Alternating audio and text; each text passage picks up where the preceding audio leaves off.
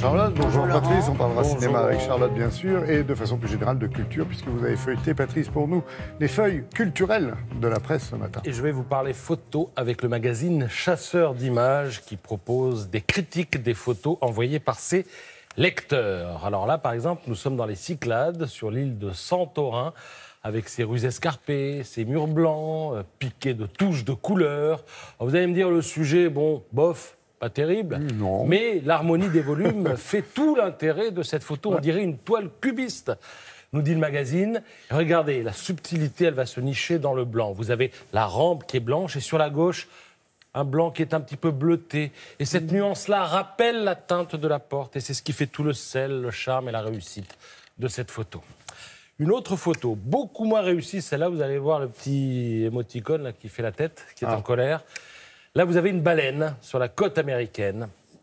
Alors, c'est compliqué de commander la trajectoire à un animal marin, mais si vous êtes confronté à ce genre de scène, il faut se positionner pour prendre la dorsale de profil, parce que pris de face, comme ça, la baleine, on ne voit pas à quoi elle représente. Il faut faire des efforts oculaires terribles pour deviner la queue derrière la crête du dos.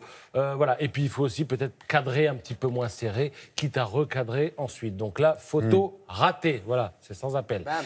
Et alors, urbex, vous savez ce que c'est un urbex? Non.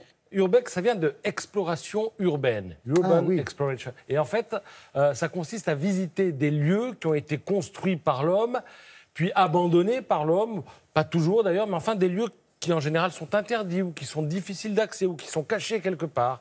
Et la photo s'intéresse de plus en plus à ces lieux-là. Et vous avez un courant qui se développe. On fait des photos dans ces lieux-là et ça donne ce type de photo.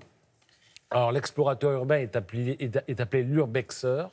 Ce mot qui n'est, à ma connaissance, pas encore dans le dictionnaire, mais ça Oui, risque ça de ne pas viendra, tarder. ça ne saurait tarder. Et voilà. Après, il ne faut pas rater l'accord entre le décor et le modèle, je dirais. Là, la posture est un petit peu anachronique. La personne est bien droite. On dirait qu'elle est dans un salon bourgeois, mais elle est dans un lieu complètement défraîchi, avec en main, justement, un journal défraîchi. En tout cas, c'est une réussite et c'est souligné par le magazine Chasseur d'images. Je voudrais attirer votre attention sur le magazine Réponse à tout. J'ai reçu là un stock, les 4 derniers numéros. Ce sont les promoteurs et ceux qui écrivent ce journal qui voulaient que je signale son existence. Et effectivement, ils ont bien fait de me mettre un coup de klaxon parce que c'est très très bien fait. On y apprend plein de choses.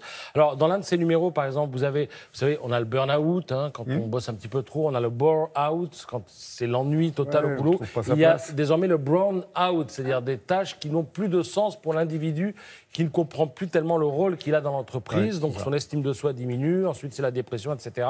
Bon, il y a 3 questions à se poser quand on bosse. Le travail que l'on effectue nous déçoit-il? Est-ce qu'on comprend la finalité de ces activités et leur intérêt? Et est-ce qu'on pense être en cohérence avec la politique de l'entreprise? Si on répond non à toutes ces questions, il faut ou changer de job ou changer la boîte. Enfin, il faut changer quelque chose, quoi. Il en est abondamment question, je termine avec ça, sur 2 pages, aujourd'hui aussi, dans Libération, le brown out. Merci. Voilà. Oui, on a...